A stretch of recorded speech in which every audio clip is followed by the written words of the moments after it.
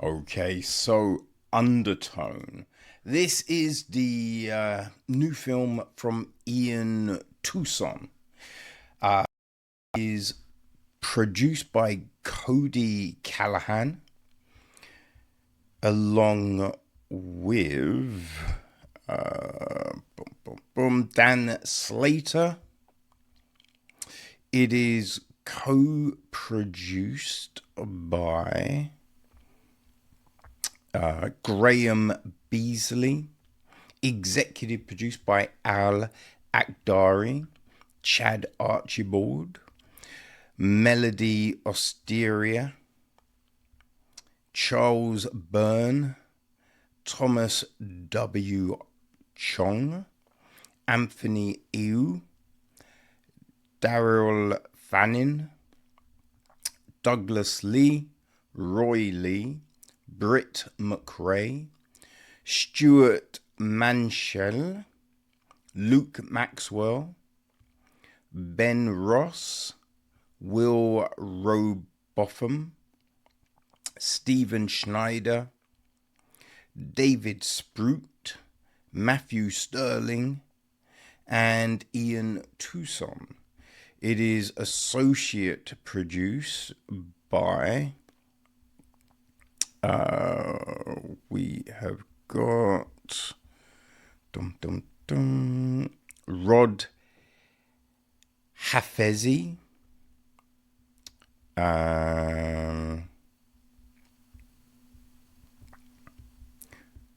Sarah Taylor, and Michael James Regan is on line production. Okay, so Shanika Lewis Waddell handles the score. Right, we've got Graham Beasley on cinematography. Sonny Atkins edits the piece, with Ian Bender and Ashley Hamilton taking care of casting. All right, production design is Mercedes Coyle. Set decoration is Haley Greenough. Costume design is Kayla Craig. Hair and makeup, we have Natalie Andrea Pozo. And our cast. Right, so, the main person we actually, inhabit this film with is Evangeline Babick, aka Evie, who is played by Nina Kiri. And for the most part, right, we hear her talking to Justin, right, who is voiced by Adam DiMarco. The only other person we see on screen is Evie's mother, right, played by Michèle Duquet. We then hear the voices of Jessa, that's Keana Lynn Bastidas, and her husband Mike, who is voiced by Jeff Young. Then there is Darren, Evie's boyfriend, kind of, right? Who's voiced by Ryan Turner. Dr. Ram, right? Voiced by Ari Millen. There is the nurse who's there for Evie's mother, voiced by Marisol Deandra. And then there's some callers for the podcast, right? We've got caller 1, who's Austin Toussaint. Caller 2 is Saled Calderon. Caller 3 is Bianca Nogara. Caller 4 is Jada Woods. Then caller 5, Abby, is Sarah Bedin. And then the voice of the meditation recording is Christina Noto. All right, so the gist of the story is this. The host of an all things creepy podcast, The Undertone, moves into her dying mother's house to be her primary caregiver. When her podcast is sent 10 audio recordings of a young pregnant couple experiencing paranormal noises, she realizes the woman's story is a mirror of her own, and each new recording scratches at her sanity, drawing her into a fate she cannot escape. So, yes, that is that's this, man. It is. Whew. This is it's an odd film. It's a very odd film, right? It's Ian's feature directorial debut, right? And it's definitely got a lot of traction for him, because from this, he's picked up the gig of the next Paranormal Activity film, right? Which I did think they were ending that franchise, but they got Ian to work on the 8th entry. So yeah, I think that tells you a lot, right? Now, this film, it's kind of a slow burn, right? It's using audio design as a character to the film, right? I mean, anything that has an interesting sound, right? So the kettle is one of those kind of steam ones that, you hear the noise and then it just does like poop when it's boiled, right? The clock, right? We hear the hands on the clock, like tick, tick, tick, tick, running taps, drips, just all of these things build, right? The ambience and tension of the room. And so we hear all of this, right? And when Evie sits down to do her podcast, she puts on her headphones, and the minute the cups go over the ears, everything goes quiet, right? And then it's her talking to Justin or checking out an audio file or something like that, which is very interesting. You know what I mean? Because then when you hear other stuff, it kind of like, what's going on here? You know what I mean? So I think they do a good job with the sound. Really good job with the sound. It's I think it's playing on that thing of hidden messages in stuff, right? I think everyone always talks about Wizard of Oz, and if you play it backwards, it has this message, and it syncs up with a Led Zeppelin song, or is it The Who? One of those, right? Or it might be Grateful Dead. I forget, but it supposedly syncs up with something. You know what I mean? And there's supposedly a lot of that. And so that's what this film kind of plays with, that notion. I'm just like, if you were sent some audio files, are you playing those things? You know what I mean? Also, there's these slight little things happening.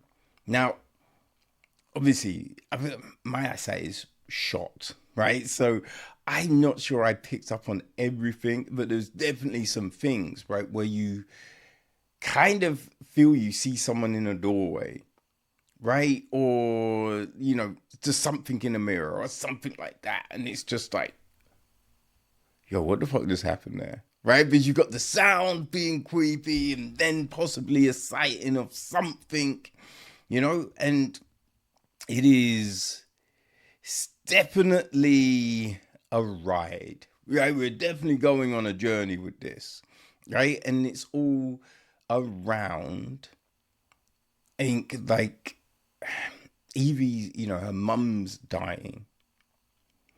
And, Evie isn't quite where she wants to be in life. Justin has moved away. I think he's moved to London, I think they said. So he's not near. Her boyfriend is just a bit of a dick, not helpful, not helping her in the current situation. You know what I mean? So there's a lot going on.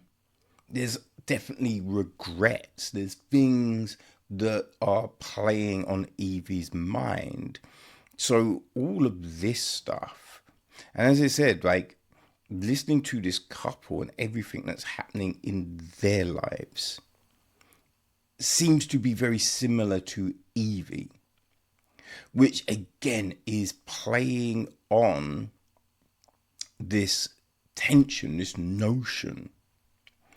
So it's this slow, methodical build. Now, there are definitely things here where you're just like, wait, if that happened, aren't you calling someone? Right? There's things with a mum, and you just think, I don't know, man, I feel you call someone, right? At that point, right? If this thing happens. So there's some things like that which never really get addressed. Well, they don't get addressed at all, you know? So there are those things. Like she doesn't leave the house. So there is that. There is a kind of thing like, wait, wouldn't you just leave? I mean, I will say she doesn't leave the house when everything is going a bit crazy, you know, which you do wonder about, you know, but it's definitely, it's got promise, right? It's not a perfect film, you know, because there are definitely things where it's all going kind of like it really amps up at the very end, but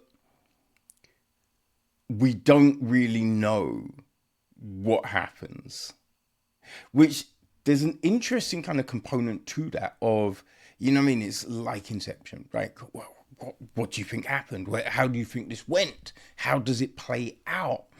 But it's also a little bit of, we kind of sat with this. So give us a little something, you know what I mean? Just something. And because it's like, we feel it's playing out on two fronts, but at the end it only seems to be one. Which again, it isn't necessarily explained, you know? But it is interesting. It kind of did remind me of a film. Oh gosh, I can't remember if it was last year or 2024, but called Monolith, right? It was another independent type of kind of odd horror type of film. It's very minimalistic in its approach as well. They are different, and I do think this is the better film. But yeah, I kind of feel if you enjoyed Monolith, then I think Undertone could be there for you. I mean, they do a good job of just, you know, keeping you interested with only one on-screen character that's kind of doing anything. There's the mum, but she's comatose, right? So she's not necessarily doing anything, you know, though that dry, rattling breath is haunting, you know? So, yeah, the film does a lot to kind of keep you, because again, it was essentially just in the house, and really the living room and the mum's bedroom. That's mainly the only rooms we inhabit. Now, we, you know, there are moments in some other places briefly, but those are our primary locations. So for what it is and what it does, you know, it attempts a lot, right? Now, as I said, it doesn't necessarily hit a home run, but you respect the effort, you know? You definitely do that. And I think, you know, like, I think it's a nice foundation for Ian to progress from. So it'll be interesting to see, you know, what he does with, you know, Paranormal Activity and anything after that, you know? But yeah, Undertone, it is out this Friday in the UK. It's already out stateside. I think it came out last week or the week before that. So yeah, if you want to see it, people, that's how your local Cineplex. So yeah, that's you know what I mean. Like you don't. It's one of those films where you don't want to say too much and give it away because it is minimalistic. So there is, you know what I mean. You can't necessarily go into a lot, but yeah, sound is the key with this one. You know, sound is definitely the key, and keep an eye on, you know what I mean, just everything that's going down in the background, I would say. So yes, undertone.